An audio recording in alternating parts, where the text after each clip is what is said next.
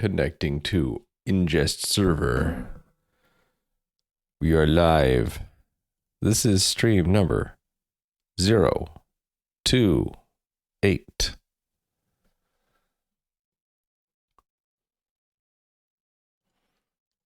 See what our today message is. Okay, we're going to adjust that. File, new text file, paste, go to the beginning, turn on word wrap, edit, com. Not rewrap, turn on word wrap. There we go.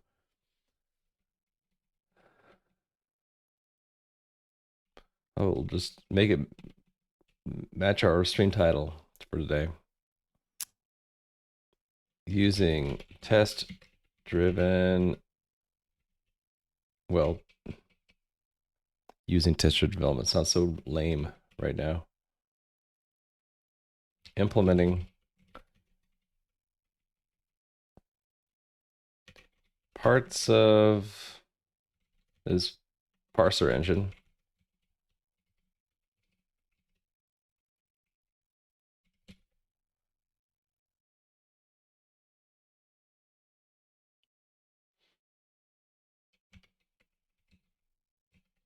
Such as, let's just leave it.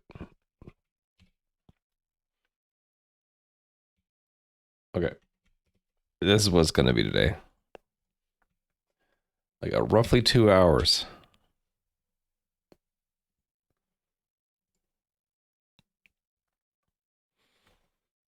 I guess one thing I could say is that I'm using the to-do markers in my code to kind of remind myself what I should be doing next.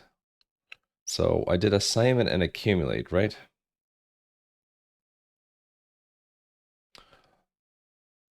Actually, before I move on, in assignment, do I create local variables if they don't exist in here?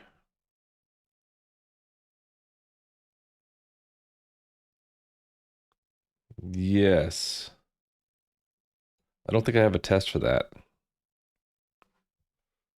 Let's make one. Let's make the original one assignment declared, local declared. And this is assignment new local. It's going to be the same test except for I don't have a local variable declaration. Just want to see if this should actually work already, right? Yeah, okay. Awesome. Run all the tests. Oh, I left some of the work undone from last night. All right. Test D to I. Let's find that.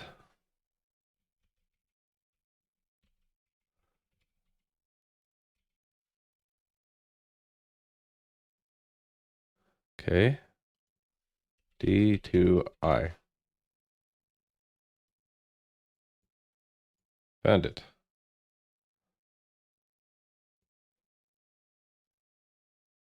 Not yet implemented. Aha. Indeed, not implemented. Okay, yeah, I had started with a test for converting things into signed integers after I had done all the unsigned integer work, right? Okay, this is huge. So how about we refactor this maybe. This would be cast to unsigned integer, right? Refactor to function cast to unsigned integer.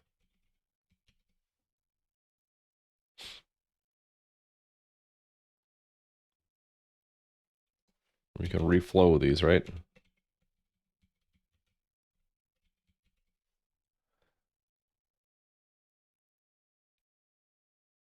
Okay. Then I can just do this and magically it works, right? Aw, it didn't just magically work. Not to worry. I think Signed integer and unsigned integer will have a lot of similarities. Okay.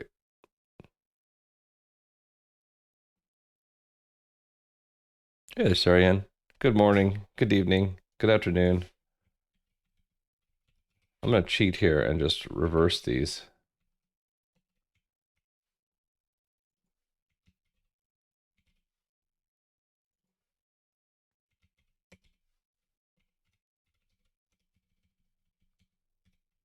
Yep, afternoon.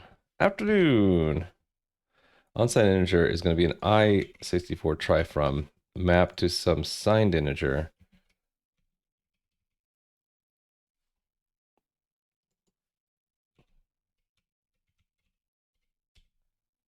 Mr. Yan 19, good morning.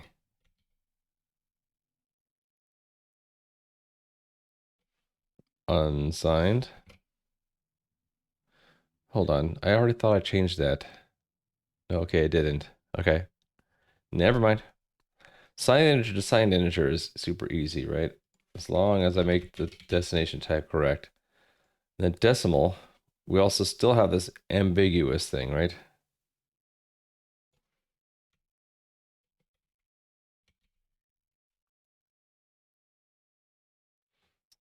Okay, string, we're mapping to integer. Signed integer. Okay, let's run the test to make sure that works.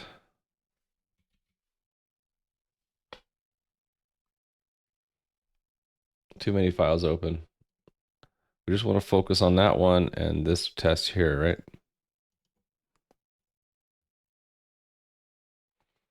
Passed. Cannot upcast decimal to signed integer. Let's get rid of that word upcast. I think it should just be cast.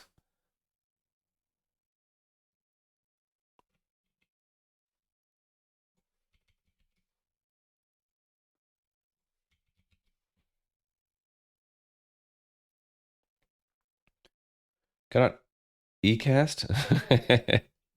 Ecast?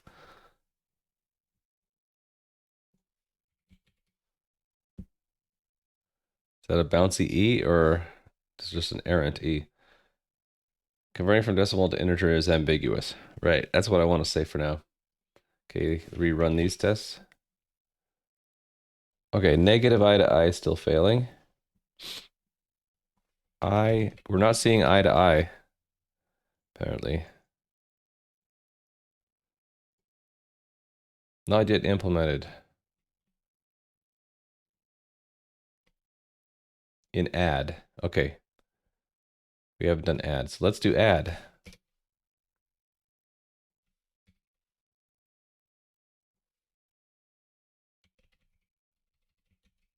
Okay. So we cast the right-hand side to signed, and then do a checked add, okay, or else overflow adding signed integers. This is left-hand side, and we're done. Still failing. Oh, the test is looking for unsigned, but it should be looking for signed. That's what I get for copy pasting code. So I bet we have that everywhere in all of these tests. To signed integer, we should be expecting a signed integer output if we get an output. Yeah, so this should be signed integer. Signed. Okay. Passing all of our tests. Woohoo! Moving on.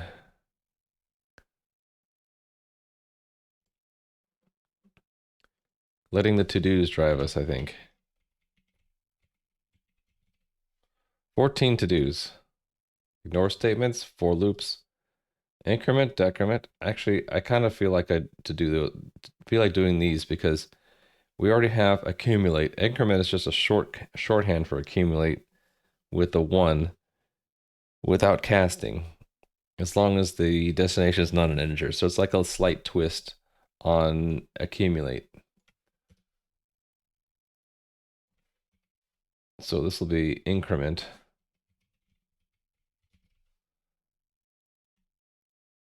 Reference, okay, so R.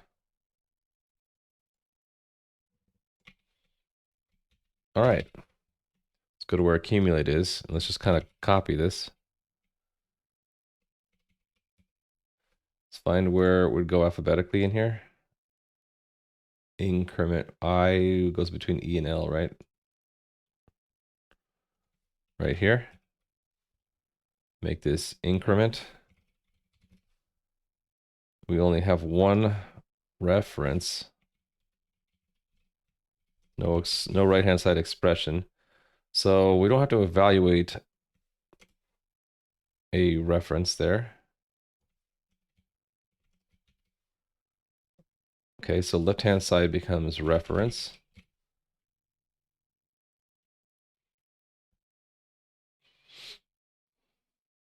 Just thought of something. If we do an accumulate, right? And this left-hand side didn't exist, it's going to create a new local with no value, right? And then it's going to immediately error with cannot accumulate into a nil value. So shouldn't we like be able to like say dereference as mutable, but it has to exist? Otherwise it doesn't make sense. Let me put a to-do here in case I forget.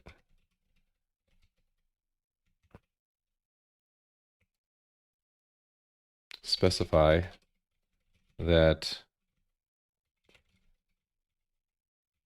the local must already exist.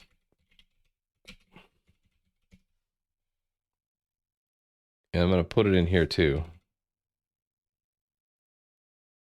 Not here. Assignment, we can allow it to not exist. Brooke Zerker, once again, my friend, you are rating me, and I have not been able to rate you back. So there was an imbalance in the force. It must be corrected at some point, but hope you had a great stream. I'm continuing to work in Rust to build up a parser tool that I'm fond of. In case you haven't seen this before, let me just say that I'm making my own version of Wireshark, and that's pretty close to the mark. So my end goal is to make a nice little app. I don't really care if it runs on browser or not, but I want to be able to drag stuff into it or have it capture stuff from file or from network interface like Wireshark does, and kind of break things down and tell me what's what, depending on what I tell it the data should match. So that's why I say it's called DataDisintegrator, because I'm not very good with names, but it pulls apart bytes from a file or a stream, figures out what every byte means based off of a format that's written in a domain-specific language. And one example that is for a GIF file, here's how we specify it. It's like a combination of a structure and a function. So parts are like statements. And then we also can have loops, and we can have conditional logic. We can do things like declare an error while we're parsing if we detect that the file isn't matching the format. Loops end up constructing vectors. So data in the end will be a vector of data blocks, whereas header, there's only one of it. So just to give you a taste of what an output might look like compared to the input, here's GIF 89A. So we've figured out that that's the signature and version number, and then right the next 2 bytes following that ends up being the width of the image. So there are a lot of little bits I have to implement because this is my own language. So there's a compiler, and then the output of the compiler is what we have to match with the bytes that come in. And the output of the compiler is like a recipe, and it has many different kinds of steps. So one step might be to do a loop. Another one might be to do a comparison, a conditional. Another one might be to parse something as a string. So there's a lot of little to-do markers in my code that I'm going through and filling in. So like for loops aren't implemented yet, but we have while loops. So that's what we're doing. Someday you'll not have a day job, you can stream longer. Same here. let me guess, you're like on the East Coast, so you got to go to work now, whereas I have the advantage of having a few extra hours, um, because I get to sleep a little bit longer. And if we were in the same time zone, we'd be streaming at the same time and working at the same time. We'd never be able to read each other. So I should be thankful that you're in Mountain Time and I'm in Pacific Time. And there's that opportunity for our communities to mix, so to speak. So one of these days, though, we'll get you back. Maybe on some unusual scheduled day where I'm streaming really, really early, and then I need to end early. Maybe we'll be raiding you back. Stand up is at 9. Yeah, my meeting is at 10 Pacific. So usually, or sometimes 9. Or sometimes I have a great day that starts at 11, like today, but I still have to commute. So 3 days a week, and remind myself, like I was telling someone earlier today, that I should not get impatient and judge others in their driving because I'm not the police. I should just get to work safely. Oh, I'm getting raided again. It's a double raid. Kuvaman, hi. Welcome to the raid target of the morning. So we got raided by Brookzerker and now Kuvaman. People flute, exactly. So I was just saying to Brookzerker's community that I would love to raid them, but it seems like our schedules are in alignment, in misaligns, and so I never have the opportunity. But I really appreciate it. And I was going over what I'm doing, which is not obvious by looking at a microscopic view. So really, again, really quick, because you guys deserve it. I'm working on something called the DataDisintegrator. It's a bad name, I know. I'll probably change it to a new name if a viewer can like come up with a fantastic name that isn't already taken.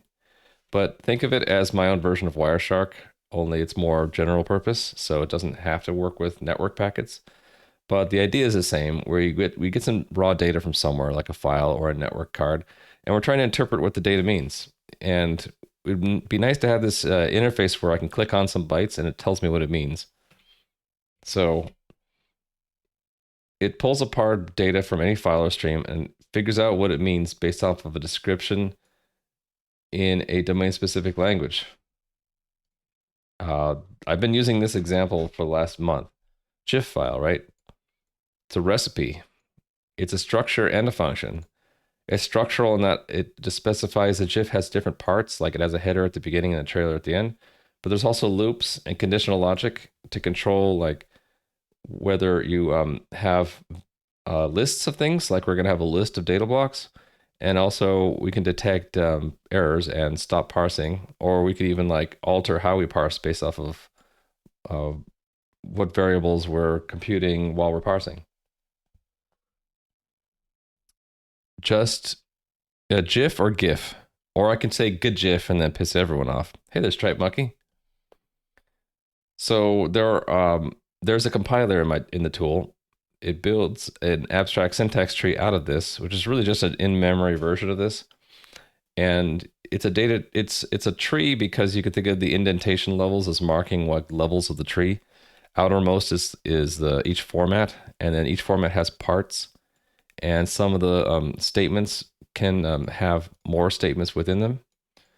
And we're going to walk in order this data structure while we are looking at the raw bytes of our input to build our output. So these 3 bytes, that's because header says there should be a string of signature that's 24 bits long. It says, oh, that's GIF. Next 24 bits version. Okay, we got that. And then after that, it's like we have a width of the image is right here, 300, right? And it goes all the way to the end of the file. If I let it go, it goes all the way to the end and says, well, there are actually 61 GIF blocks, data blocks, and the trailer matches, and we completely parsed every single byte of the file. So yeah, as this suggests, I have written parts of it in C and C++, and I've been porting it to Rust, and also like actually making separate libraries for parts of the bits, because in the original, the formatting did both the lexer and the parser, but now we broke it out and we have nice abstractions between, so that like my lexer and my parser are independent. I could replace either one as long as it obeys the API between layers.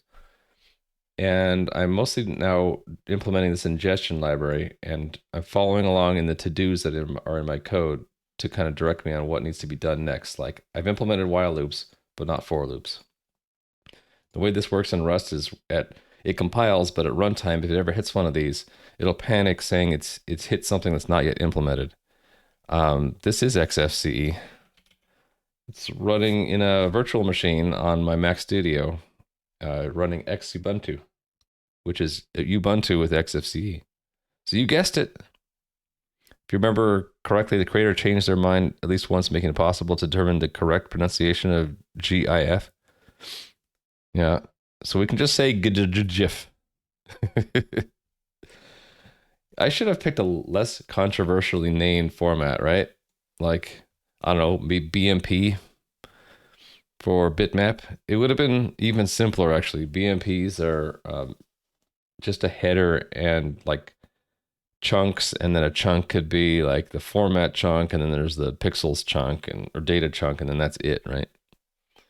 GIF has some oddities to it, like it has this logical screen which has a descriptor which sort of seems like a header because there's only one of it and it has the width and the height of the image in it, but it also has an optional global color table controlled by whether or not this global color table flag is set in the descriptor right here.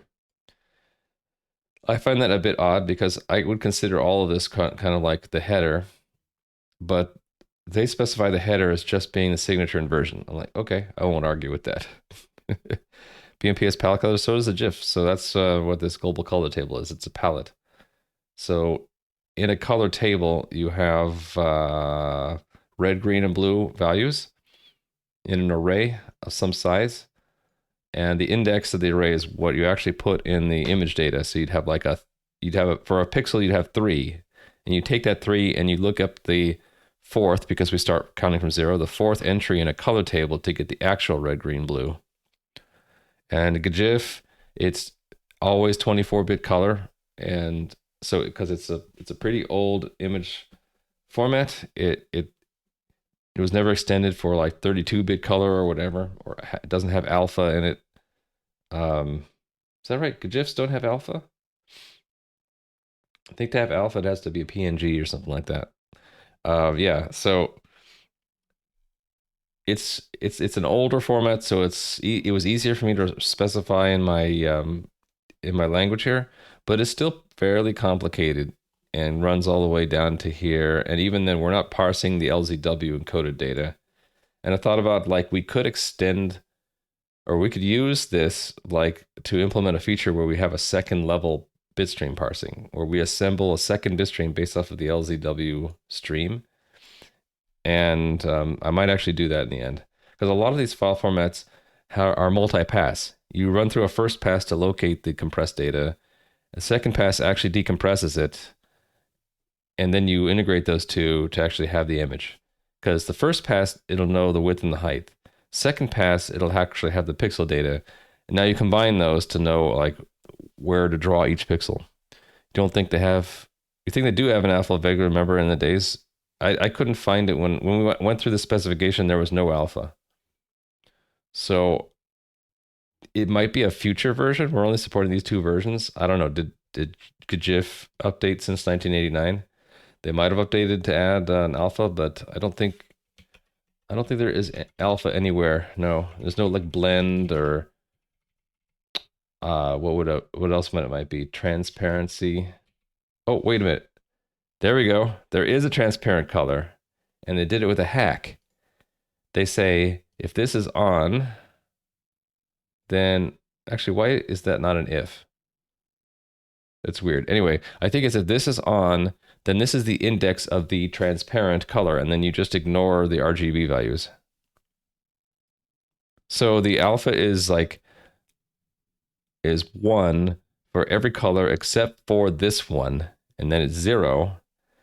So it's kind of weird, I think. Yeah. So there is transparency. You just have to sacrifice one slot in your color table. So I stand corrected. So I've been working on the increment statement. I don't have a test for it. I should probably make one because I'm trying to do test-driven development. So why don't I go and do that? Tests, I have a key. So accumulate is going to be kind of like increment. So let's copy accumulate and call it increment. Into my test.rs, I'm going to have a module increment. And then we're going to go back to increment. So anybody go to TwitchCon? Or Switch, not TwitchCon. Yes, TwitchCon. That just happened, right? Heading off to work. See you, Brookzerker. Thanks for the raid. Increment. It's like increment test UI. So this is going to be incrementing an unsigned integer, right? So we already have assignment, so I can do something like x equals 10, and then x plus plus, right? Or is it plus plus x? I think it's plus plus x. So when we return, x should be, it doesn't actually, we don't actually parse any bits. It's all local. So we should have 11. And I'm not going to care about this line. And I don't care that it's not a part. That's all I really care about. And let's remove the rest. Zoop and zoop. Sploop. Looking to get into Rust, can you recommend any good books? Yes, I can. It's almost like you were here to test my bot's command. Get started at Rust there. The Rust book is linked to from there, yes. Kind of far walk for 8,000 kilometers. Well, you could have gone there virtually. They Twitch was streaming it live like all day, right? It didn't seem that interesting to me though. It is very expensive to take a plane, yes. But you could have gone virtually or something. Or maybe you could have attended Twitch by watching a real an in real life streamer who was at Twitch and then kind of experienced it vicariously through them. Okay, I need to actually make this compile before the test will run, so let's do that. So we're gonna find a local. This is gonna go away, right? Because this will specify that it must already exist. Actually, no, we still need this because you could have made a local previously that had a nil value. Okay, I'm thinking we could combine this with a type check and then do the increment directly. Rather than doing an add here, we could just do a match. Match on this? Yes, match? I think so. Because this is none. Right? And then we'll have other.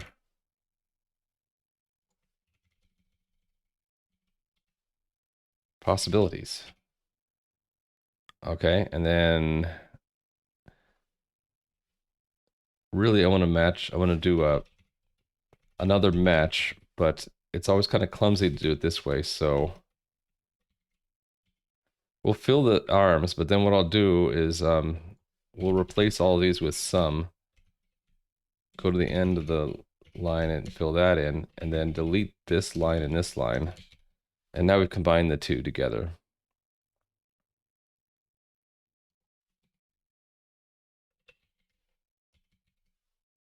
Okay.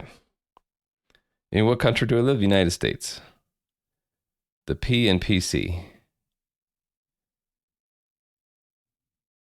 Personal?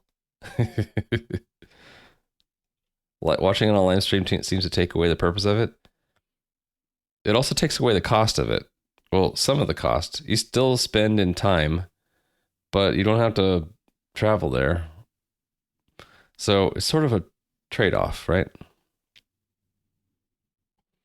I don't know. I just thought I'd use it as a conversation starter. Actually, don't need a semicolon there. It's just saying it's not reachable because there's no arm that reaches there. Yeah.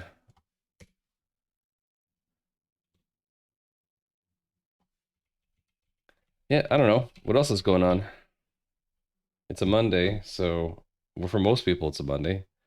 So you're either going to be starting work, finishing work, or you don't have a job, and then you're gonna kind of like chuckling at the rest of us. You guys will have jobs, you suckers. You're at work listening to me. Hey, that happens sometimes. You love Mondays? NPV0, formerly known as NPARI0. How are you doing? 2 hours into work. Feels bad, man. Already done? Congrats. I let me just tell you, I hate Mondays and I love Fridays because the weekend is great and the workday sucks. But you know, we get paid for it, so there's some give and take, right? An integer, I want to take if let okay. Well, actually, I guess we'll match. Match the result of taking an integer and doing a checked add of 1 to it, right? Fill those match arms. So none is going to be, I actually thought we'd get an error for that. Hold on. Didn't in the accumulate, didn't we,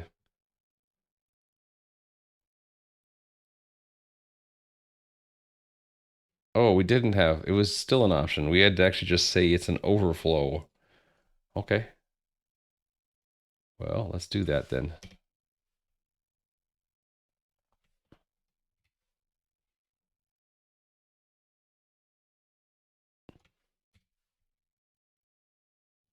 So it's just that, right? Return. Oh, hold on. I want to do this jazz, right?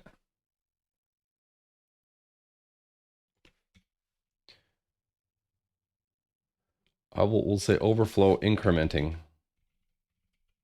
unsigned integer. Okay, and then we want to do these things here. But if it succeeds, I want to assign it back. So this should be like local. Actually, you know what we can do? I can make this mutable. And then just say u equals. Right?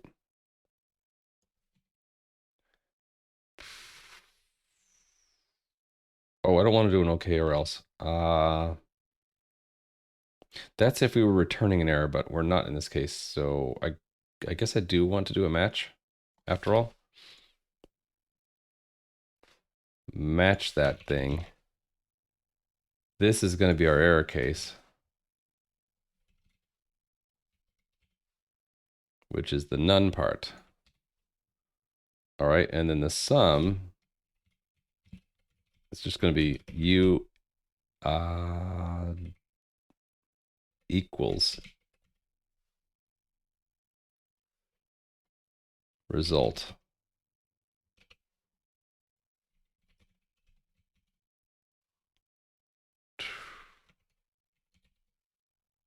Missing something. What am I missing? Missing punctuation somewheres. Oh, I'm missing another. There we go. I love how the auto formatter just kind of makes it beautiful on save automatically. Monday's your best because you can go back to work and programming.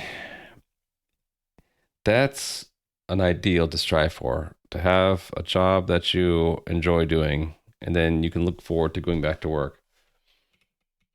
So I take it either you have little responsibility at work, or you're a person who enjoys having responsibilities. Myself, as the more I work, the fewer responsibilities I want to have, and the more stressful I find the ones that I have. But I have to remind myself, with responsibility comes rewards.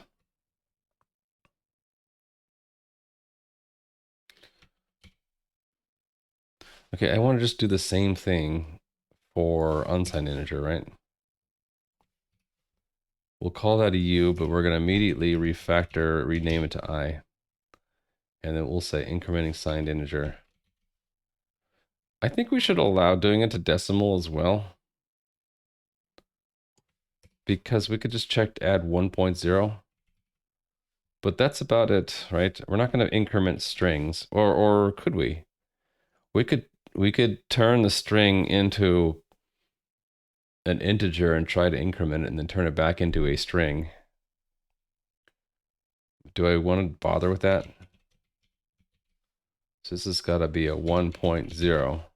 Actually, do I need to, is there no checked add for floats? Okay, we're not going to do it then. We're going to say it is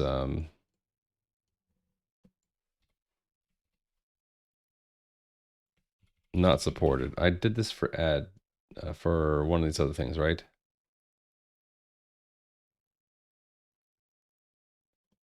Maybe not. We'll just do it first. We'll do it from scratch. Context on error, incrementing decimal not supported.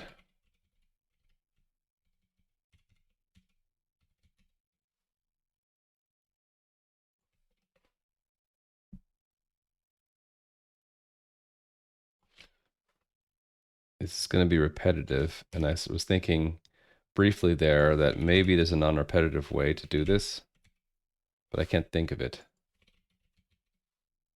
Actually, I can think of it, and that would be that we have some function that matches, that converts the type, or just the type of the value into a string, and then we could have a catch-all case that that prints this out, but then substitutes the type name there. And I'm really tempted to do that right now, but I think I'm just going to leave it as a to-do.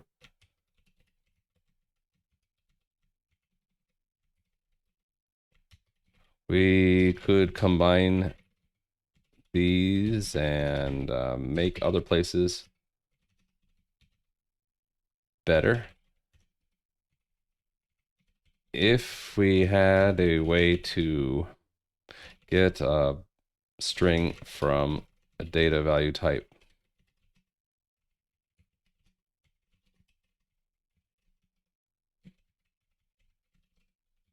Hint, hint, hint. Started late in life getting into programming. You're doing QA testing right now. I have much respect for QA testing because you guys help find all of our bugs for us before the customer does, and we're eternally grateful for that. Hoping to find a junior dev job next year or so. The natural step, one natural progression from QA is triage, and then from triage to developer, right? Because QA, you're finding bugs and reporting them. Triage is taking those bug reports and then figuring out like what team should address it, like whose bug it is. And then developer, it's like, now that you found out it's your bug, now you have to fix it. Have an error string that, if set at the end of the function, return it as an error. Well, I was just thinking that I should have a method on this type, which is option data value, and it would return a string. None turns into nil, and then some of each kind of value, it would be some unsigned integer, on some signed integer, decimal, string, that kind of thing. But I don't want to do two things at once. I've been doing it too much recently, and I need to focus one thing at a time. So as I'm working on one thing, if I think of something else I need to do, I'm marking it as a to-do, and we'll come back later and do that. Downside of that is I go from having 14 to-do items to not 13, but 27, and then from 27 to 152, but eventually the number goes up and then starts to fall to back to 0 when we're done. To limit your error responses, therefore idea of error string. It's a good idea, but I have other uses for having like this, not just in errors, right? The other thing I could do is, which is probably a good idea, is have this call an inner version of it, which turns all errors into that side effect. this side effect plus this return value, right? Since that's repeated everywhere. So why don't we have another to do for that?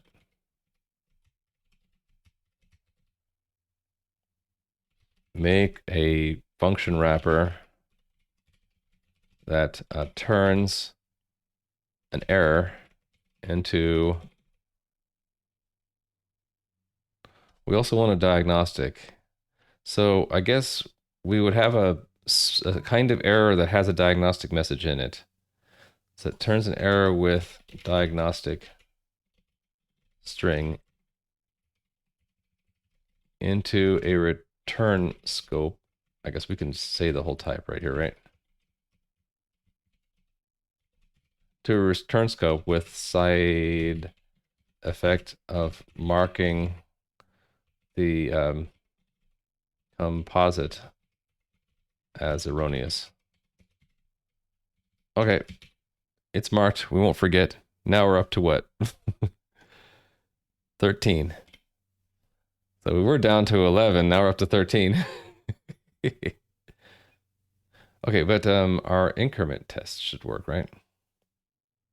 Increment run. Cool, it works. So we already did this, so let's add the test for the other types, right? So it's a positive 10, or we could even be adventurous and do -4, should go to a signed -3.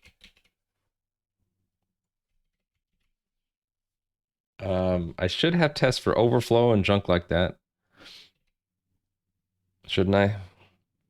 I should. And the negative tests, right? Well, decimal's fine. So 10.5 should go to decimal 11.5. Oh, hold on. No, I didn't do increment, did I? Statement. Yeah, I said that it's not supported. Okay. Yeah, I should have a test for every type.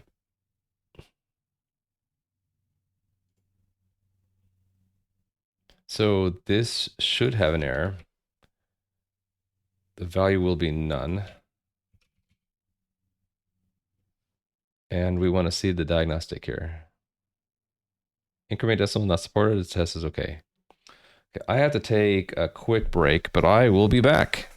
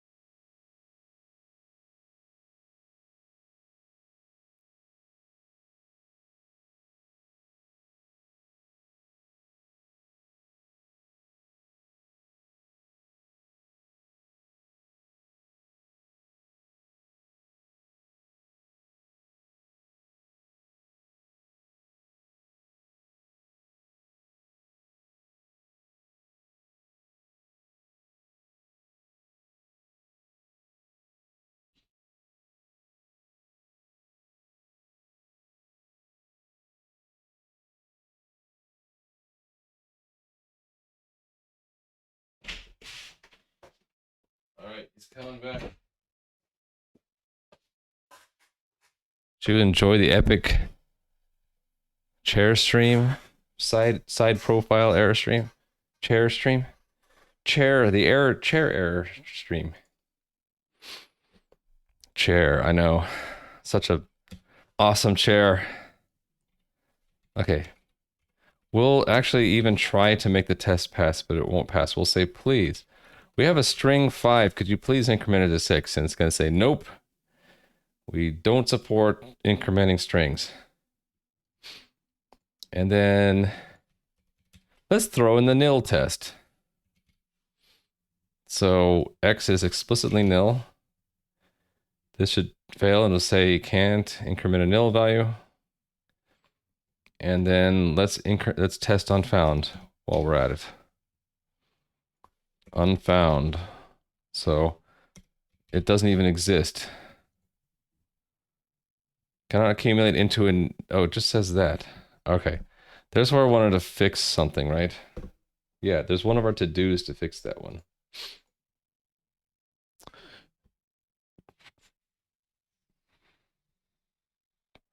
It was this one. Has to already exist. I think I would like to have a flag here.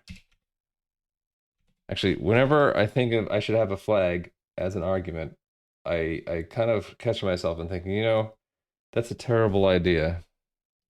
It should be in the name, right? And if I really wanted to, I could have the internal thing have a flag.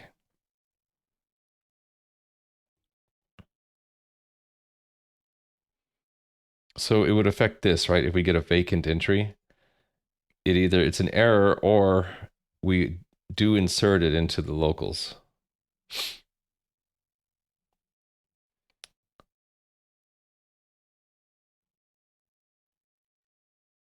This long comment is because I wanted to report an error a certain way and I couldn't because of the borrow checker, so I had to do it that way. And I have an explanation about why. Okay, yeah, I think this deserves having another name. So dereference mut existing.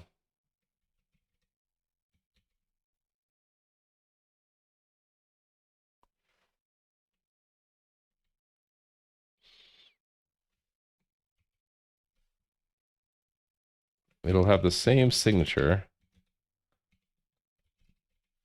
only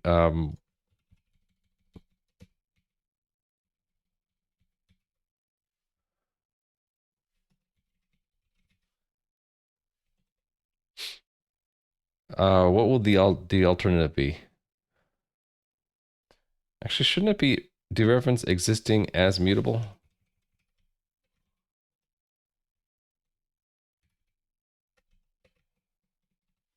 So what's the alternative? Non-existing? Maybe existing? Maybe, maybe not. How about dereference or create? Yeah, I like that better. And so on the default one, we can add a new argument, and that'll break any callers existing. That will force, not no pun intended, but that'll break any existing callers of this and force me to pick between the other two, or add the argument. Require existing, and I just realized the bool goes on the right in Rust. So this is simply self.dereference mut reference and true. And this is that with false. Okay. And this would be, this is first up. Remember, we were creating a local. Well, that's if not require existing, right?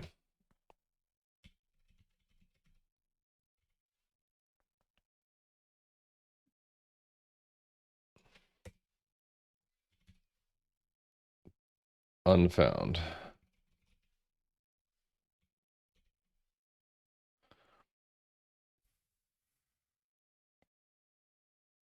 I think that's all I need to do. So I just need to fix things where it's broken, right? Okay. This is where execute part statement.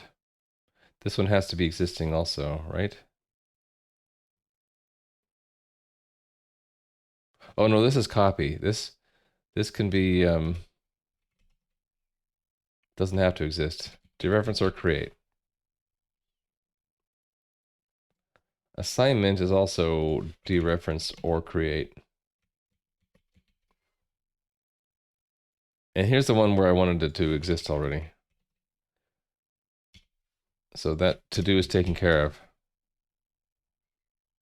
Okay. So then back to increment. This should say it's unfound. X unfound. Great. I love it.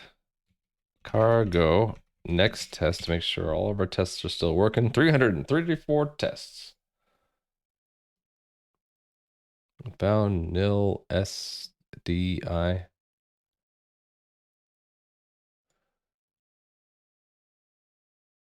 Okay.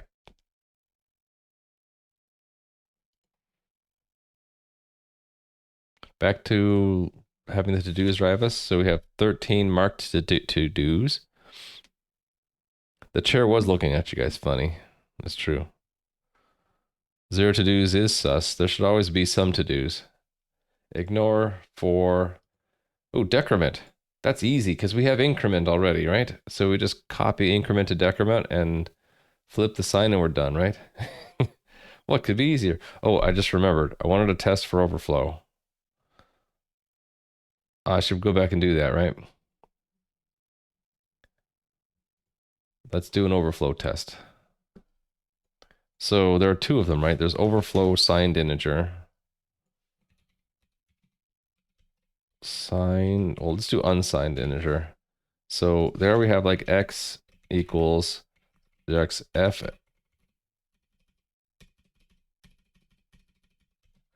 And it just occurred to me, my language doesn't support little break characters that would be nice to have, right? Be nice to have that like Rust does. Just ignore the break characters. I don't support that though. So this should have an error with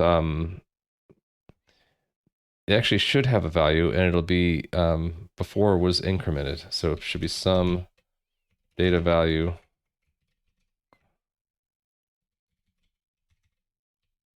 unsigned integer. And here I can use little dividers.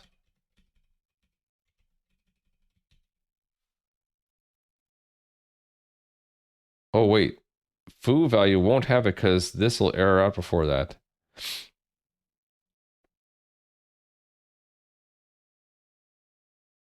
So forget that. It'll have no value. Okay, let's see it.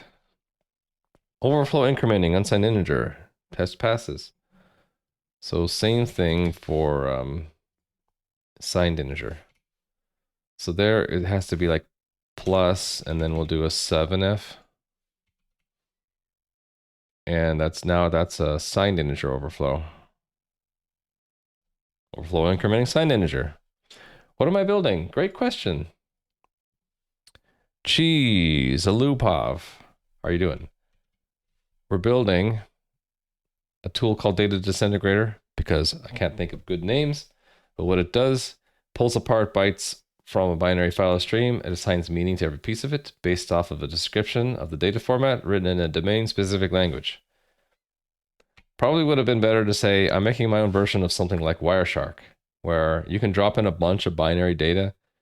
Wireshark deals with network data, right? So you drop in a bunch of bytes from a network and it says, let me figure out what packets those are. And if you pick a packet, it shows you what are the protocol levels in that packet. And if you pick a protocol level, it shows you what all the fields of the protocol layer mean.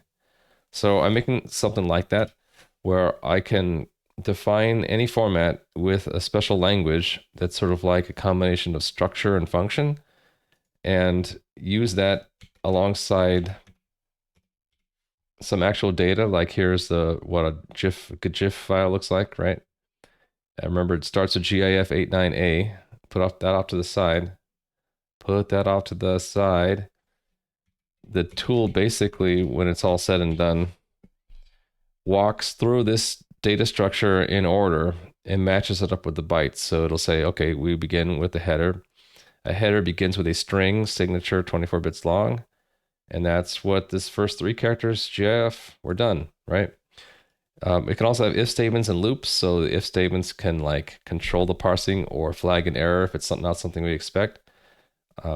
And every piece of the input is either an elemental piece like a string or a number, or we can build up composites like header. Will have the same value as version because we have a return statement. So the value of header is the version. And the tool goes through and reads every single byte of the input. And if every single byte is consumed and we reach the end of the structure, then they match. And we say that the file conformed to the format. And then we have as the output sort of like a huge data tree containing all of the original information from the file that we've now given types to. So we know that there are 61 data blocks, and the data blocks all contain the LZW compressed pixel data, and we have the logical screen, which has the global color table in it, and all that good stuff. So that's what I've been doing, because that tool I wrote 5 years ago in C++. I've been converting it to Rust for fun. There's a weird noise to my right. Converting it to Rust for fun and planning to expand it and add a user interface like what Wireshark has.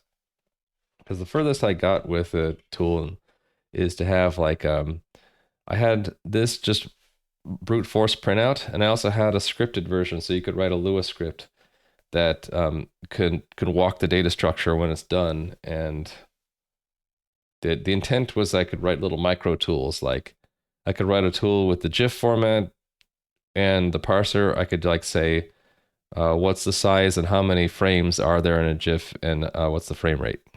You decide what UI framework you're using. I think I'm going to use eGUI with WGPU. It's probably GPU. It's probably a unnecessary combination, but it would let me embed it in something else that uses WGPU. And the main reasons to use those 2 frameworks are that I was playing around with them a month ago, and they're in Rust. Yeah, it's IMGUI, but for Rust. You got it. The strength of eGUI is that it is very abstract in how you draw the UI. It just gives you a bunch of geometry. So as long as you have like something that can draw triangles, you can draw the UI. So you could do eGUI in the browser, or you can do eGUI with an actual graphics engine, 3D graphics, 2D graphics. The back end is abstracted away. I like that. I like dependency injection. I like abstractions. I also like Rust. So you like the default look of eGUI as well? Yeah, do I still have that open? No, I don't. eGUI. I guess we'll click here and then click the next link that they have, right? Web demo. So this is running in the browser. I like it. There's also, if you really want to see it, there is a light mode. Blinding light. The default font is pretty tiny, especially since I like to use a bigger font. But it has everything I need, and I could choose to embed this in something else that uses WGPU, and that's a general purpose wrapper for any kind of graphics library. So I think it'll work. I don't need a more traditional. I could use a more traditional framework like Fulltick, but do I have a command for that? Because that would be the alternative, something like Fulltick. But I don't. Okay, I don't even have a command for that anymore, or if I ever did.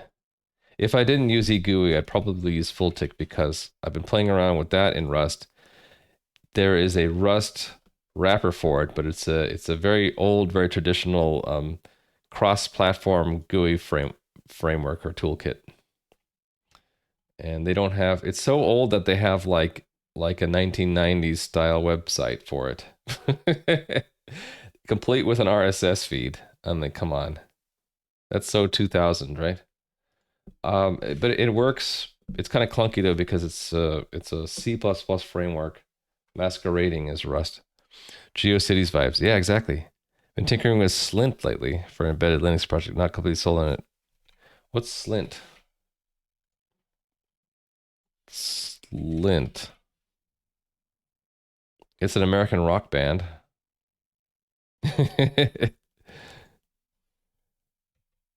Let's disambiguate this framework. Declarative Rust GUI for Rust. Declarative. What did it say? Declarative GUI for Rust, C++, and JavaScript. Let's see the demos. So this is a modern website, one that I like, where you can quickly get to a demo that actually works. Does this work? Look at it work. But it's not. Oh, it is sort of interactive.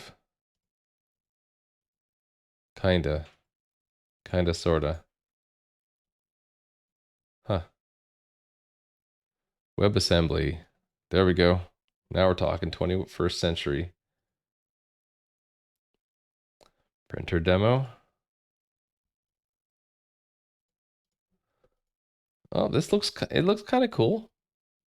This feels like more like mobile based though. Like everything is big and oh, here we go. Now we're talking more computerish. If they had like a tree view, not just a table view, I'd be sold on it. But because I need a tree view for my GUI, right? Like what Wireshark has down here, where you can like open up a tick and then it goes to the next level. I need something like that. And eGUI has that. If I run their demo, we'd see that. In the past, I've had to make such a widget myself. Not too hard, but it's nice if it's already been done for you. Okay, I guess the web has crashed for me.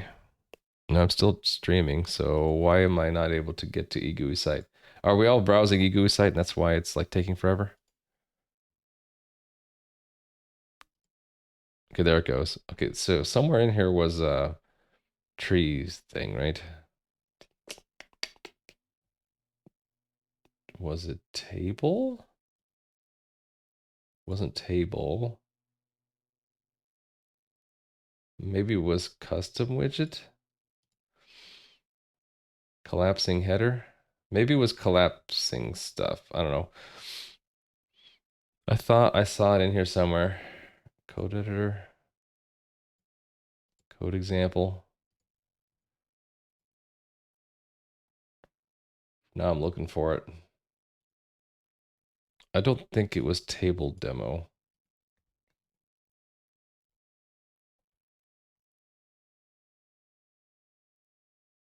Yeah, I don't see it now. Maybe it wasn't eGUI that had it. Maybe I'll have to make a custom widget because I need something kind of like a combination between a table and um and a table with collapsing rows that can indent. It's basically what I need. Maybe it was full tick that I saw it in. I don't know. Qt sounds perfect for me, but Qt's yet another full tick, right? Full tick and Qt are kind of the same thing. They're like really old C-based frameworks that probably have a nice Rust wrapper around it by this point. Yeah. Whenever you go to something and they're one of their biggest claim to fame is how many devices they're in, that should always tell you that it's old. So you go to Qt, billion devices, it's old. You go to Java, billions of installs. That means it's old. Not saying old is bad, but that's the first thing my brain tells me. Oh, it's old.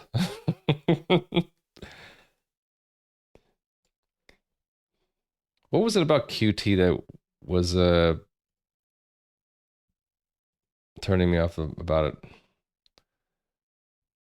it? Was it that it was based off of Tickle TK or something?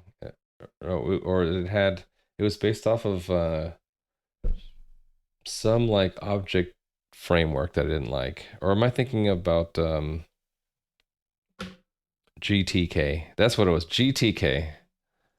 Another thing I was looking at. GTK is another old framework, and it's based off of like a um a C-based API that has like um this really like old school, like we're talking like Windows COM, Microsoft COM, like object framework.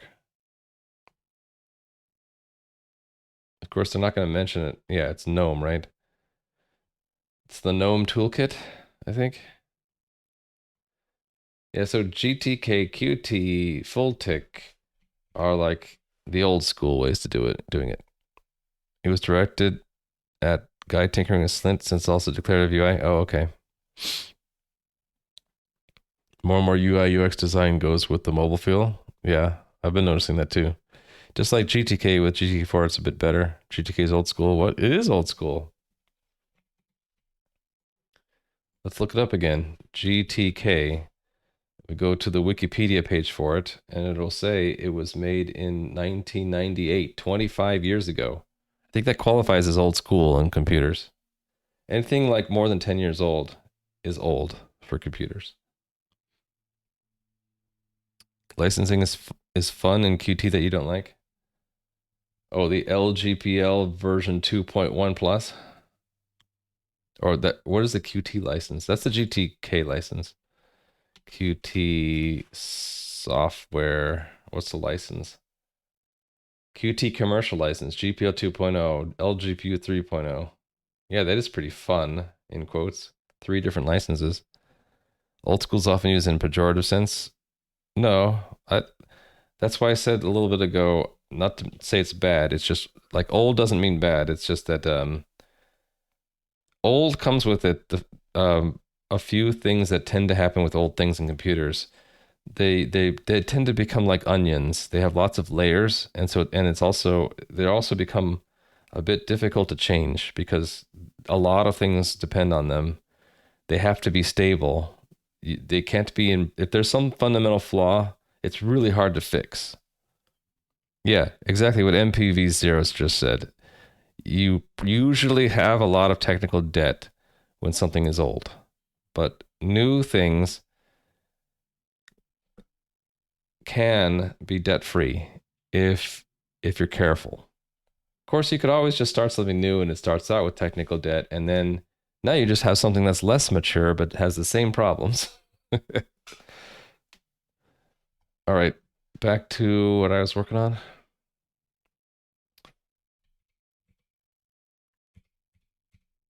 I got sidetracked by talking about what I was doing, and that's fine. I was making sure increment overflows correctly. So yeah, I was gonna move on to decrement. So let's make the unit test first. Decrement is almost exactly like increment, only we get a 9 instead of an 11. We get a -5 instead of a -4.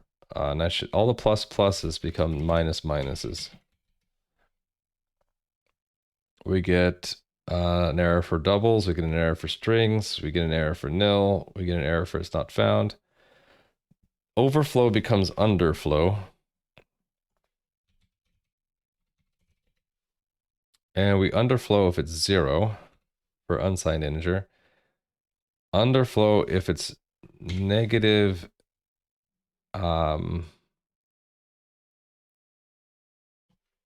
8 with a bunch of zeros, right?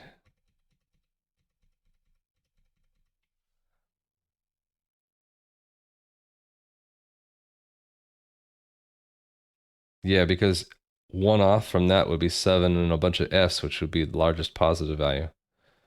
Okay. Those are all of our tests, and I need to actually declare them in tests. That we have decrement, and then I can just run them all from here. We actually passed 2 of them already, which is the 2 that fail. The 2 that should fail still fail when I don't have any support for it yet. It's going to lead back to statement and ingestion right here that this is not done yet. So we're going to actually do it. Decrement will be just like increment, only we go down instead of up. So this should be about the same amount of code. Put it in sorted order. So above here, pasta, decrement. Oh, you found the tree view? Thank you. I was looking for that. Copy link over to here. Go to the browser, open tab, paste. Oh, it's not done yet.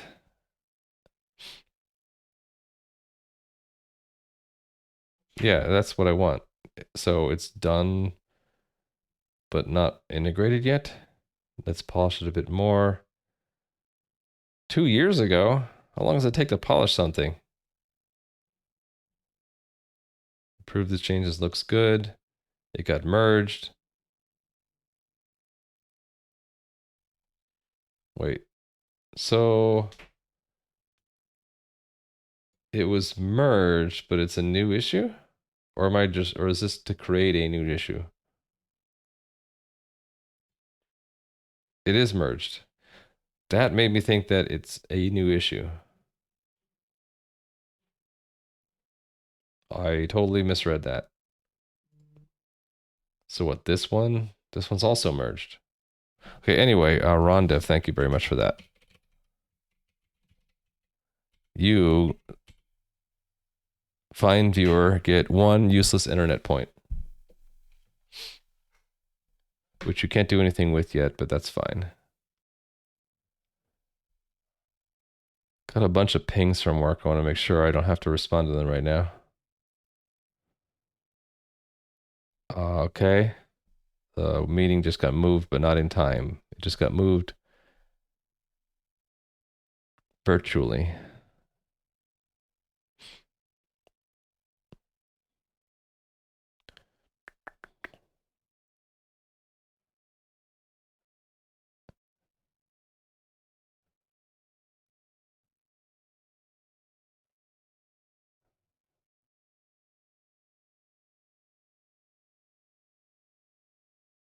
Okay. Nothing urgent. You love useless internet points. Yes. Then you're welcome. Decrement.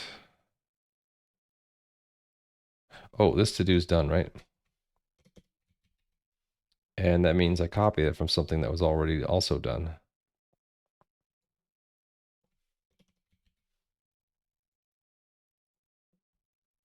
Okay. This just becomes checked sub, right? And this is decrementing. Checked sub. Underflow instead of overflow.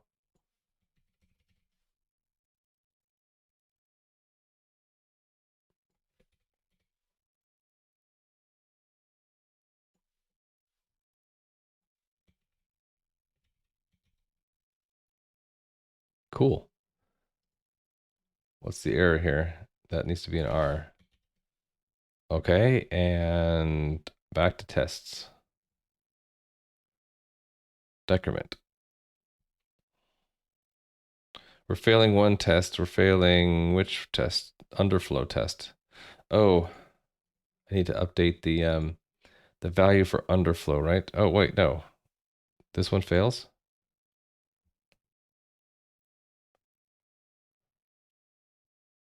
Lexer error. Illegal token. This isn't accepted by the Lexer. Do I have too many zeros? That's not too many zeros.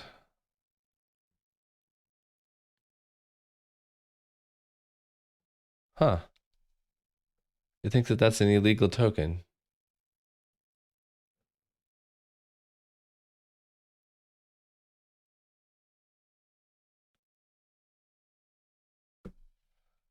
The whole thing, right? From 17, well, this is, yeah, 17, right? To 36. It doesn't like this token.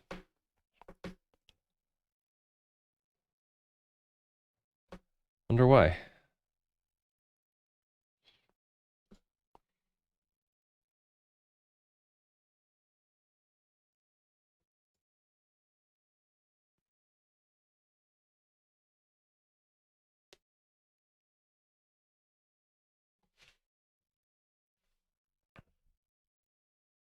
That should be legal, right?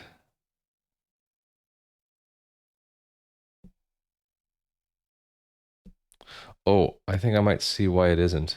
I think the Lexer might be limited to I64s right now. Shouldn't be, though. I don't know. Let's go investigate. Close everything. We got ourselves a mystery. The pattern for literal signed integer value has a sign, so negative 0x, bunch of hex digits, base 16 signed.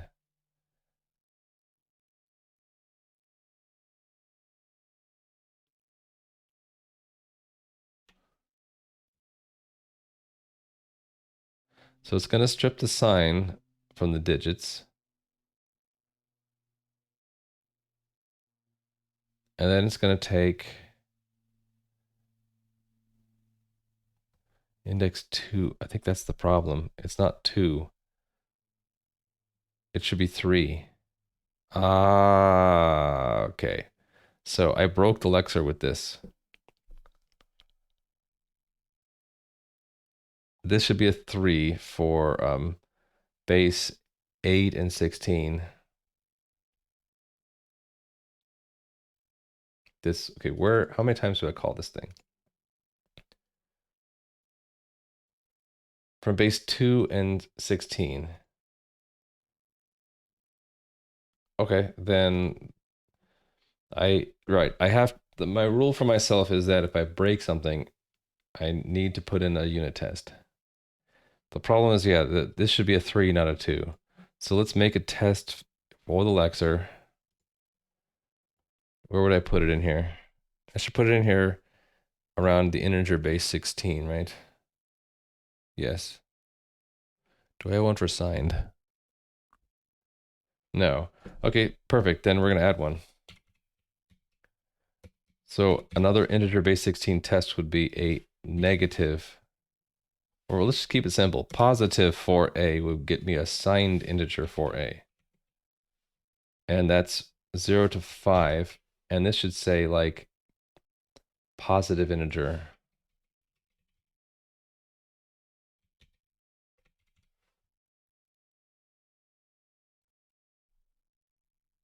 It actually passed. It shouldn't have passed. 0, 1, 2. It should have seen the x. Unless I did base 16 differently. Was it on what? No, but basic, hold on. Why did that succeed? Base 16 signed, split it.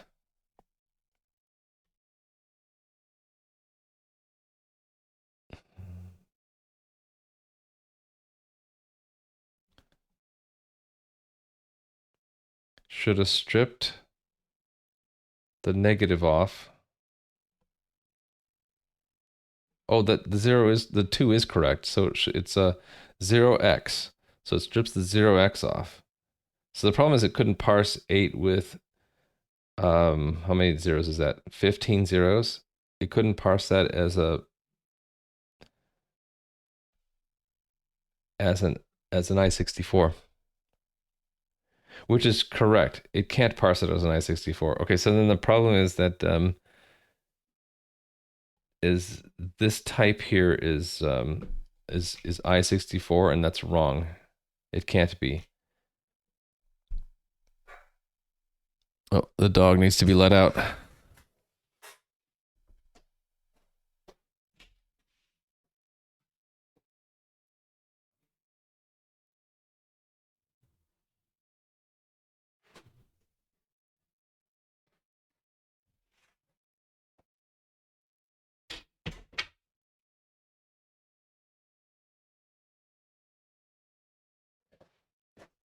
Just making sure she follows the rules about where to go potty. Okay, yeah, the problem isn't the where we split. It's the fact that I'm using I64, which can't fit 8 with 15 zeros. It's one too many. It has to actually use a U64 and then do the same trick that I did in the ingestion, which is to do a sign extend, then reinterpret. Okay. Why not iSize? It won't help because iSize is also I64. It has to be bigger than 63 significant figures because we have a sign bit that we're splitting off, right? So we'll have the same thing with base 2, right? Because that does an I64 from string radix. Actually, we'll have the same thing with all of the signed ones.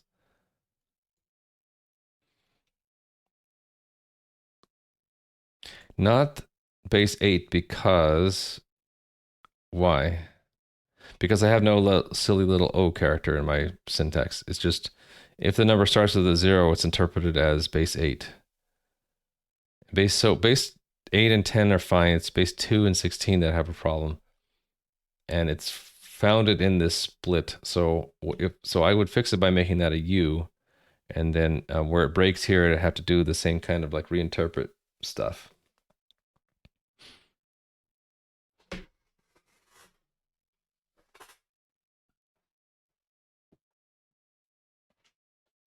Oh, no, Doggy's still out there doing her.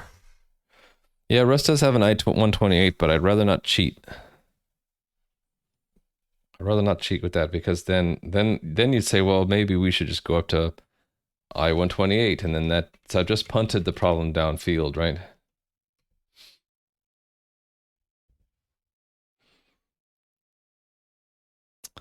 Okay.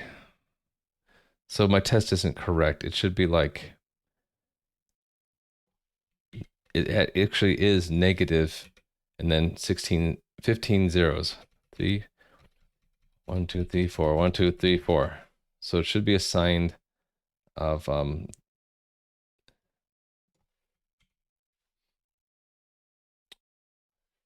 I guess here yeah, we'll just use, was it I64 min for largest negative.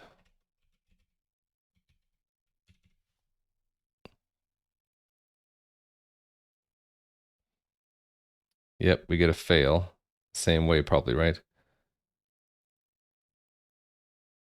Panicked at assertion.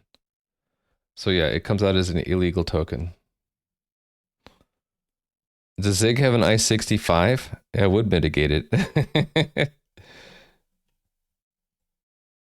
Okay, let's add the other test case, which is the largest. Okay, this is going to be painful. It's going to be largest binary, negative binary. 1, and then how many zeros do I need? I need 63 zeros.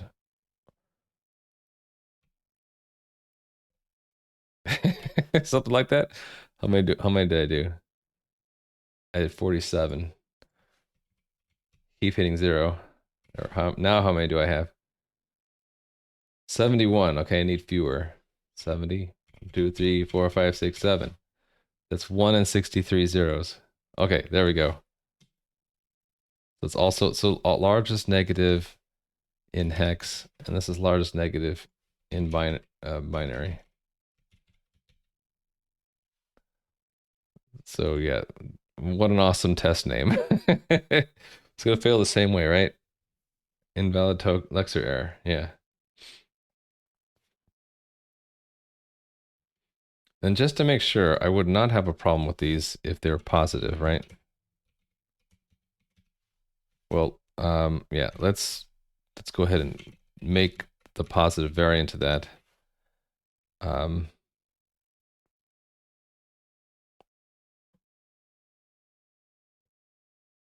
yes, I still would have a problem, but the one without a sign doesn't have a problem. Ah, what is that number?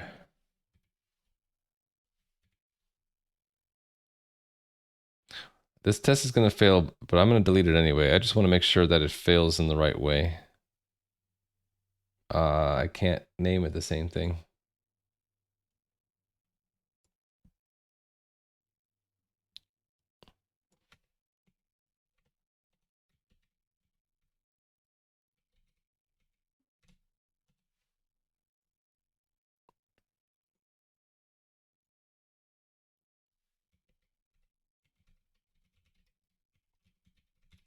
All right. I just want to see it pass with.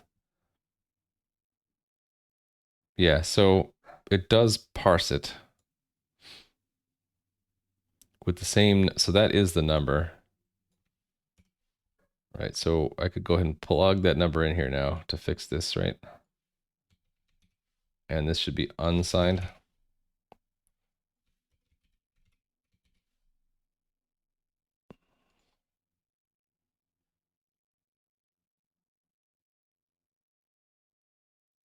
Oh, the number of characters is different.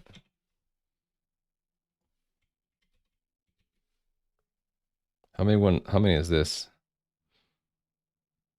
66 characters.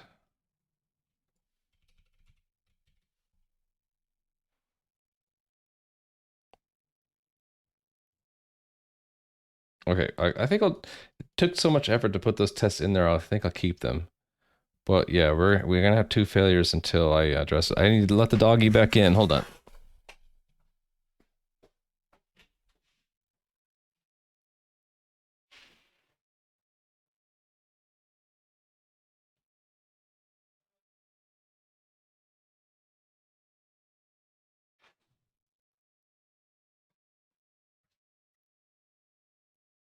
Meow. Yes.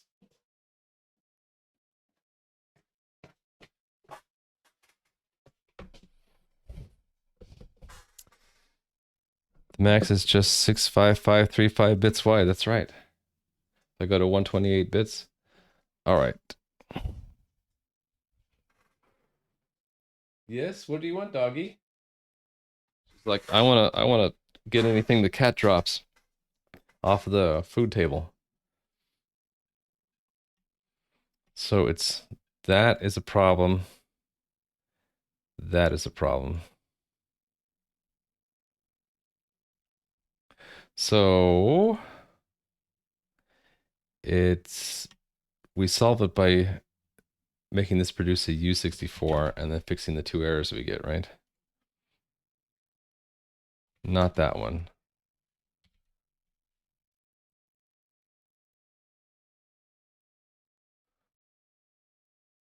That's not how we solve it. Right, we solve it by changing that to a U and a U, and we get two other errors. Yep. Okay.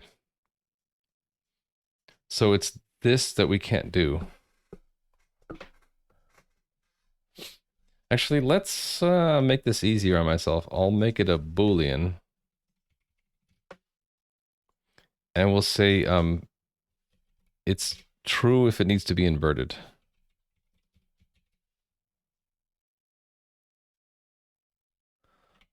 So sign becomes negative.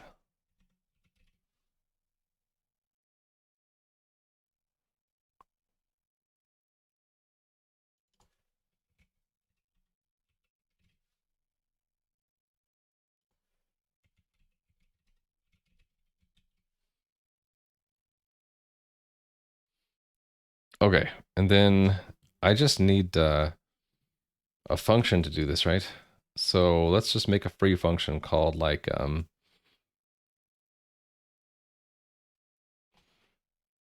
apply. Maybe negative, maybe. No. I64. Actually, if I just implement a from, wouldn't that fix it? If I made a custom type.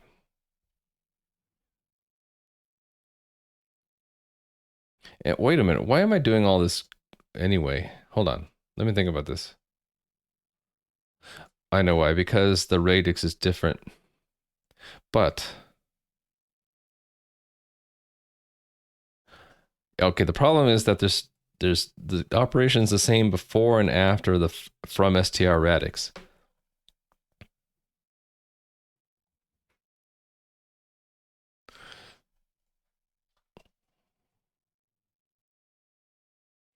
So I'm just gonna I'm just gonna invent a new free function here. I just need to come up with a good name for it.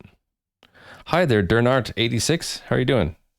Fixing a bug in the tool I'm working on that it has problems converting the largest negative hexadecimal and largest negative binary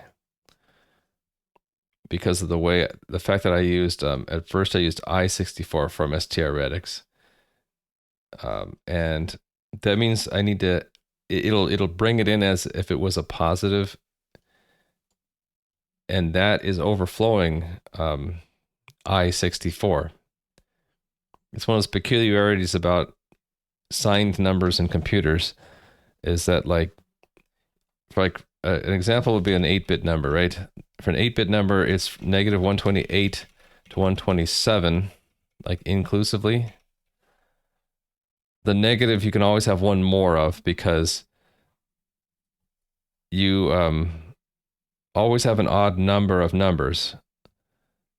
You can't evenly split them, right?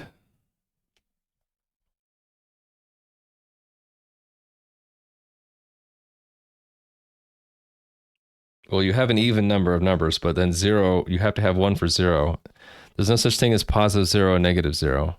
So because you take away one of the numbers for zero, then you end up with an unbalance, right?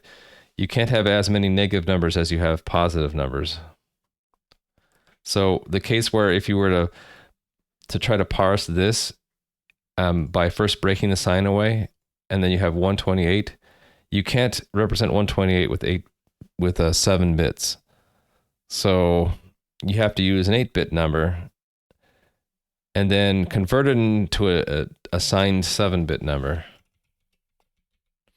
What brings me back to streaming so often, I just want to do hobby work in Rust.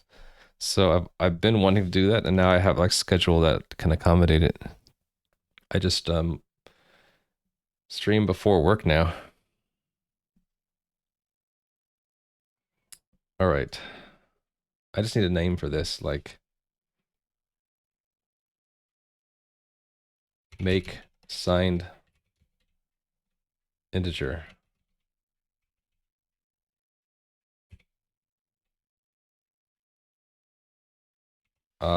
It's gonna take 2 arguments, so I have to map the digits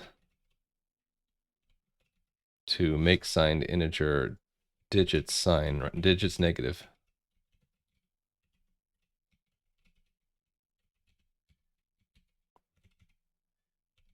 So we're just gonna do this for in both places. Okay, so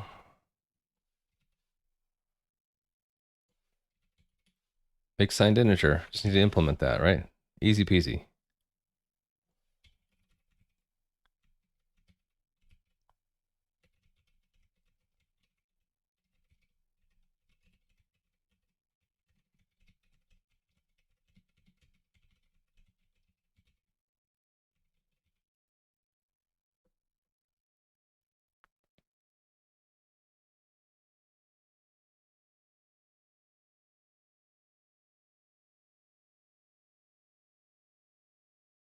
Okay. I already did this, right? And that's where I had to use that that as I64 stuff, right? This one. I did this in the ingestion tool, and now I need to do it again. So how did this work? Okay, this was different. I started it where I did a ones complement. So I need to do a ones complement, convert it using that, and okay, this way I did a reinterpretation. So okay, I think I'm on my own here. So we let it would be the negative of the digits, right? As I64.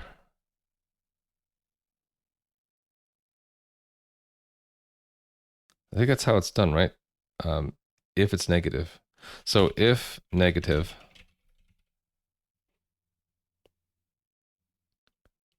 digits, else digits as I64.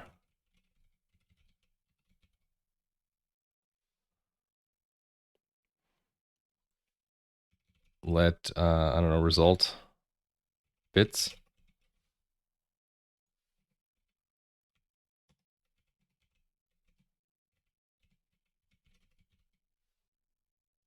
That's it, right? That flips that's one's complement in Rust, I think. Well, we can test it. See if it works. This one. It failed.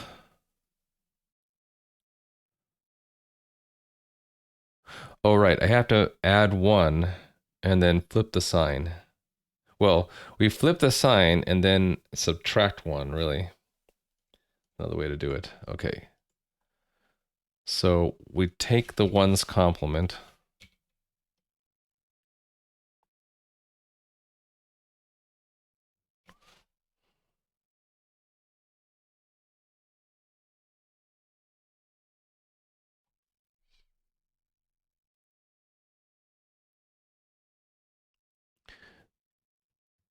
Is it logical inversion? What's bitwise inversion? Is that tilde? In some languages it is. I thought that's bitwise not. See a bullseye.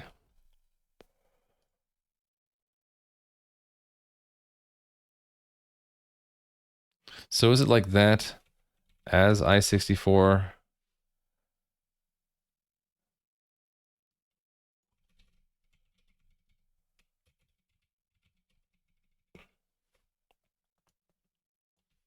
Minus one?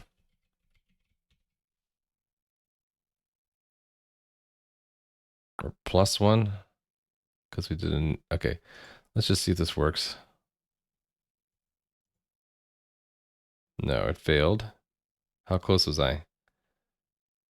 It's still okay, it went the wrong direction. But the sign is still positive.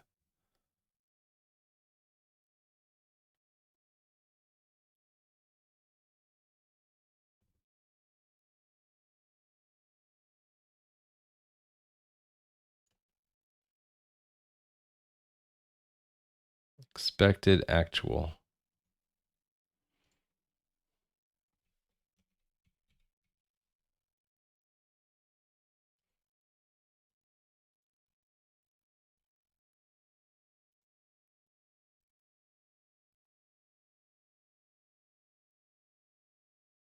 Add with overflow.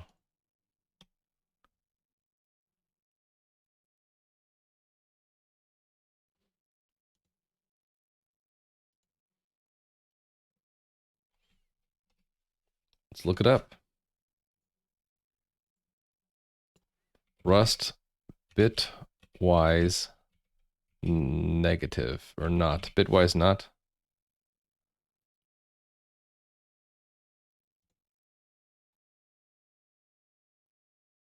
Yeah, it's just not. Not operators implemented. It's an inversion. Right. So not of 0, U8 is 255. What I'm not getting is when I do it as I64, why is it giving me a positive number? Right, it stays positive, but shouldn't as I64 turn it negative? What if I just do that? What do I get? Does it still overflow? No, it still stays signed for some reason.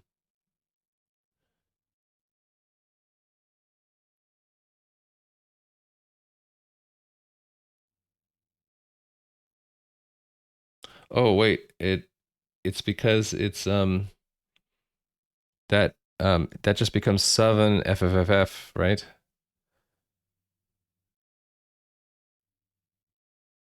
So I have to add one first and then negate it, or subtract one first and yeah, I have to subtract one first, then negate it, then turn it into an I64. That's how it works. So not -1.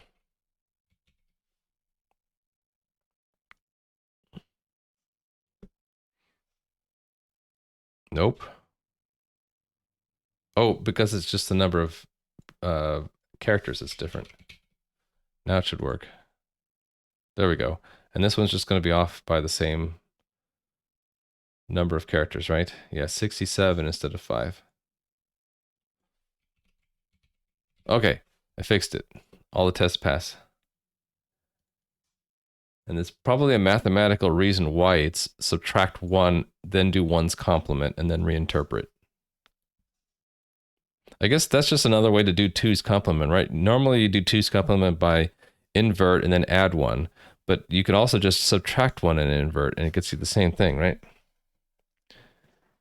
No, Sarian was telling me last night an AS64 is a transmute. It is. It is a transmute. So if you have the bit pattern one all ones, U8 as I64, you get -1. Or not I64.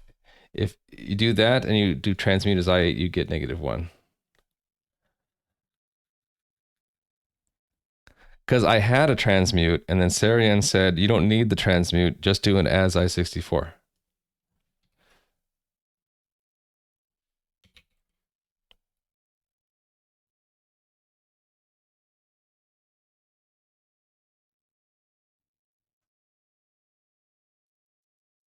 Or am I thinking of this completely wrong? So 8 and then all zeros, -1 is 7 and a bunch of F's. Invert would make it 8 and all zeros again. But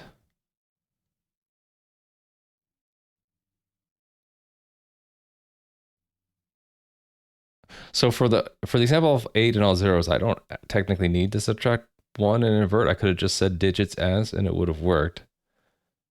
But I need to handle other negative numbers where I need to sign extend, basically. This whole thing with the invert is to do the sign extension. And then this -1 is to because we are inverting, we need to do the -1 to make it 2's complement, not 1's complement.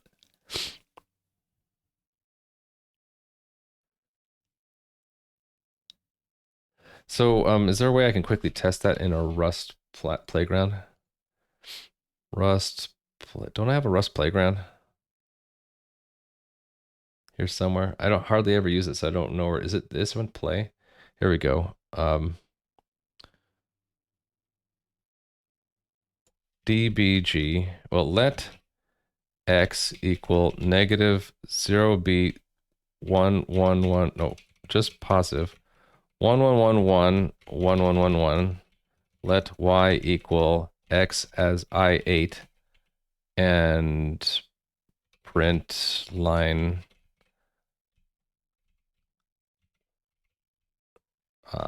y.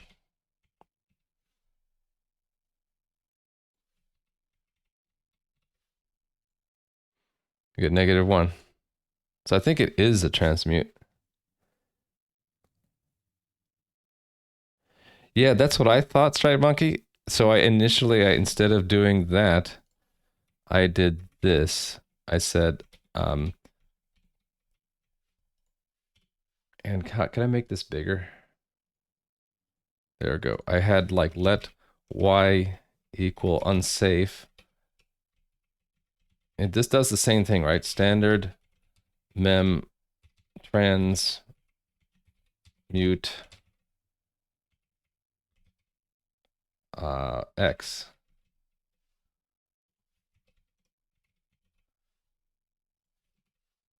And we get the same thing, right? Can I transmute to different sizes? Oh, I have to say that this is a U8. Yeah, so we also get -1 whether we do it that way or that way. Actually, we can just do it both ways. Call this a Z.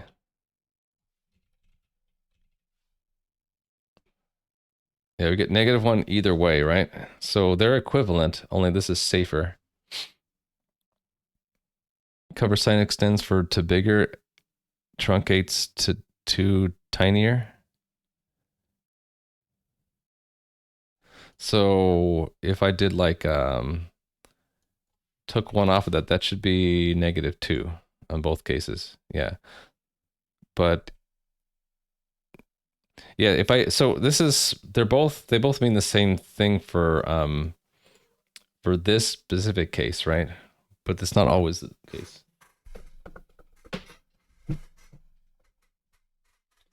Okay.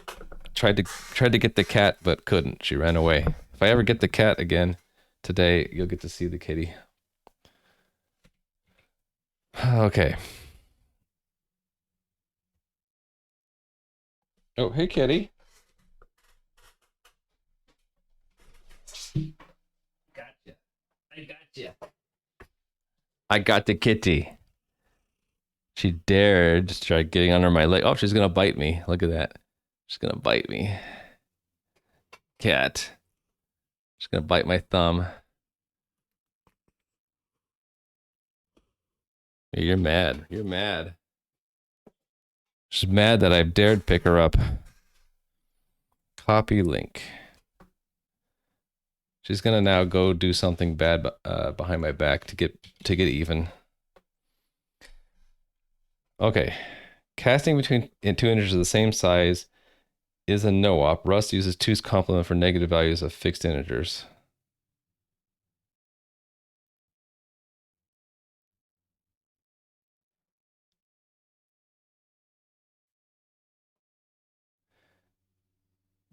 Yes, that's basically means it transmutes it, right? So that's what we're depending on. Two integers of the same size is a no-op. When it says it uses 2's complement, essentially it's saying that if you just take the bits and use the traditional sense of how you represent a negative number, which is 2's complement, then it's a no-op. If you represent negative numbers differently, then Rust doesn't actually compute this correctly because it uses 2's complement. Well, then your negative numbers wouldn't make sense anyway in Rust. So it's essentially saying we have to, signed uses 2's complement, therefore it is a no-op, because this is still a strange way to say that Rust uses 2's complement. It's really the machine, like what Rust assumes your machine. No, it's this, if your machine uses 2's complement integer representation, then the Rust's implementation is a no-op. But if your machine doesn't use 2's complement, Rust would have to since Rust uses 2's complement, it would have to do something to convert your negative numbers into its machine representation. If your machine representation is not 2's complement, right? So the way I did it only really works. No, my way will always work, even on a machine that doesn't use 2's complement, right?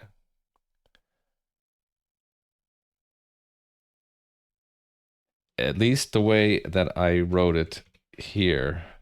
No, that's not. Well, it's only true if my language also uses two's complement, which it does. So we're all good. Dare you to name a machine that doesn't use two's complement? Yeah. Same challenge would be find a machine that doesn't use binary. They exist, but they're like, you know, they're fascinating and they exist, but they're very rare niche cases, right? Okay, so I think I fixed it. So that means I should have no problem running my ingestion tools tests, which we're using those numbers as well. Tests decrement, right? Right. This one should work now. Yes, it works, and it correctly gives me underflow decrementing signed integer. So let's run all the tests then. Cargo next test run. Cool, we're back on track. To do. And we have 12 left. Ignore for loops. Adding decimals. Actually, that should be easy. I could do that one. Adding strings. I think an add for a string should just be a concatenate. Casting to decimal, casting to string. Binary operations, function calls, map construction, set construction, vector construction. Oh no, these are map, set, and unary and vector expression evaluation.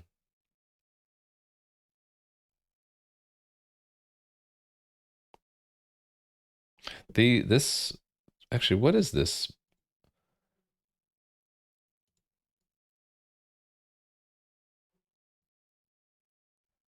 This is literal. What is this? Left brace sign integer colon.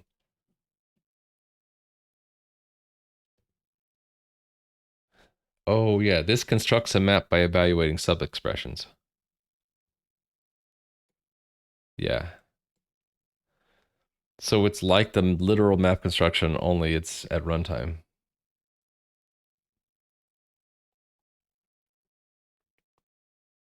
Okay. I remember that now. All right, going back. That's it. That's all I gotta do.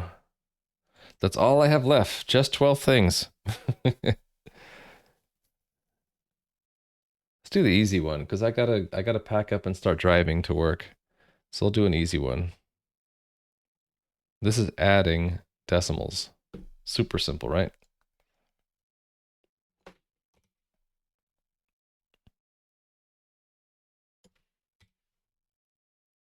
This is left-hand side. The right-hand side has to be some decimal. Otherwise, cast didn't work as operated. Didn't work as advertised. There is no checked add for floating point.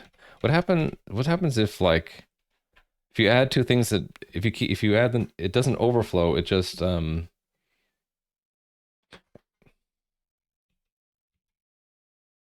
what happens? Can you actually get a panic from adding two decimal numbers? Like maybe we just assume that it always works. Does that with F64? Does that ever panic? Let me ask ChatGPT. That's a good ChatGPT question, right?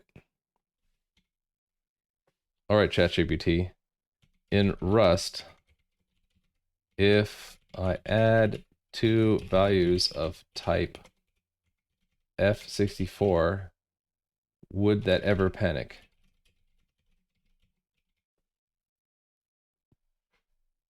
In Rust, adding two F64 values together will not result in a panic due to arithmetic overflow or underflow. Floating point addition in Rust adheres to IEEE 754 standard, which specifies how floating point numbers should behave in terms of rounding, precision, special values like nan and infinity. However, it's important to note that floating point arithmetic can still have surprising behavior due to limited precision. It could lead to rounding errors.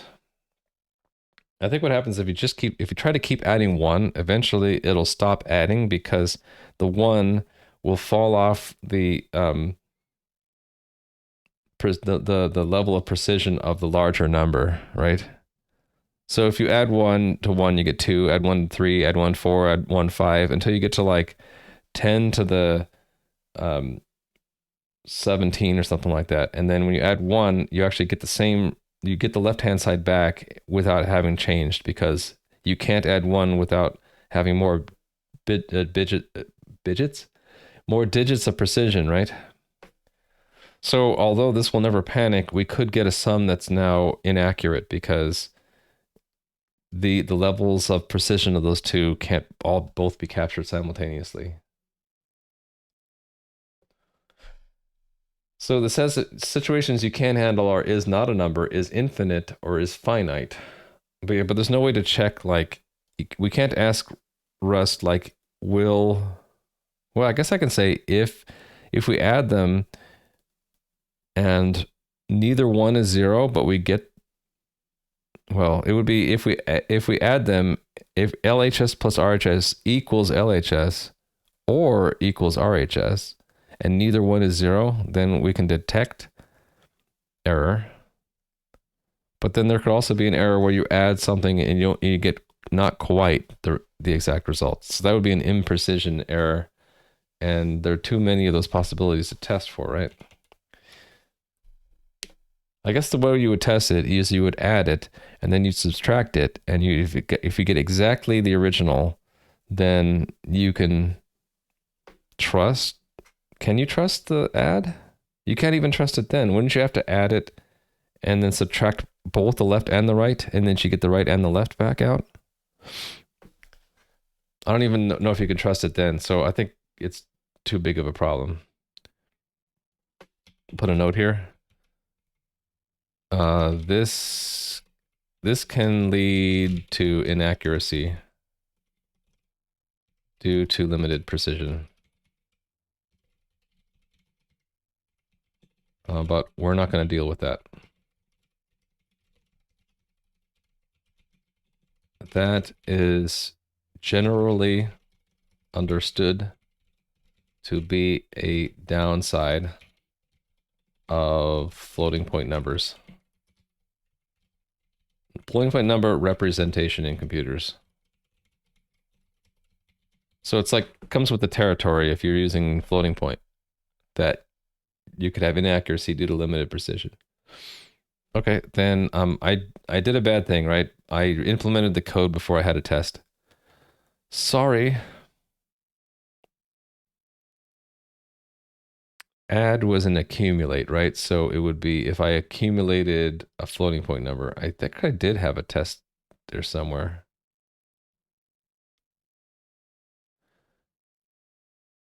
Where I added a decimal, right? Here we go.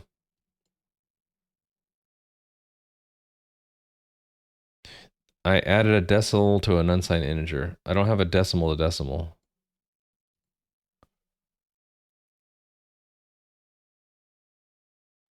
Yeah, let's add a test for that. Add D to D.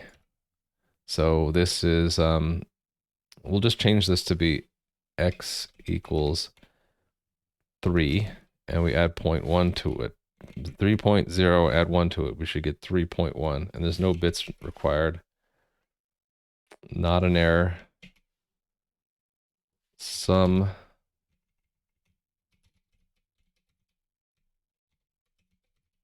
data value decimal 3.1. Don't need a test for those things.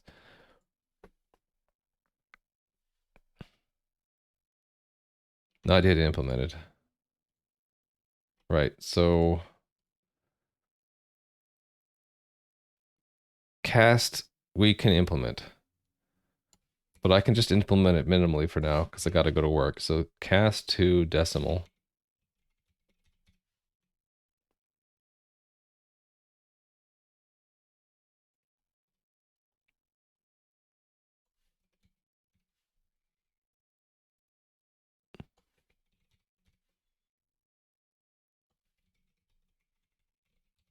I'm perpetuating this technical debt of having a hard-coded string for a type. I have a to-do to fix that, so maybe that's one of the first things I do next stream. Can I just do an F64 try from you? Map to double? Or decimal?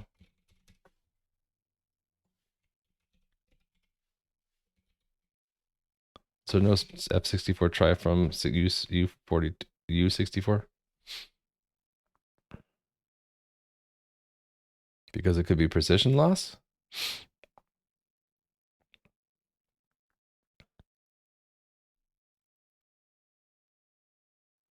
So then is it just always sum and we do U as F64? And again, it's a precision loss issue that we don't care about.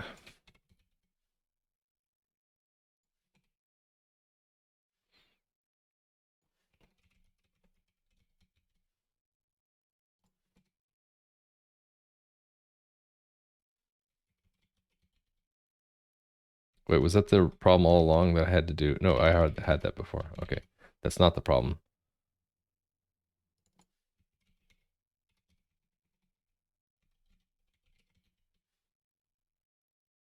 Okay, so that.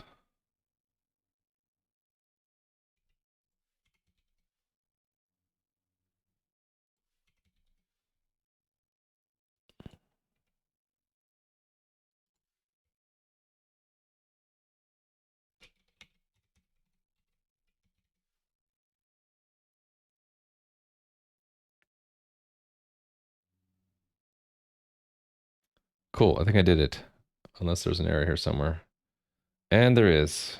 What's the problem here? Need a dereference. I did it. Cool.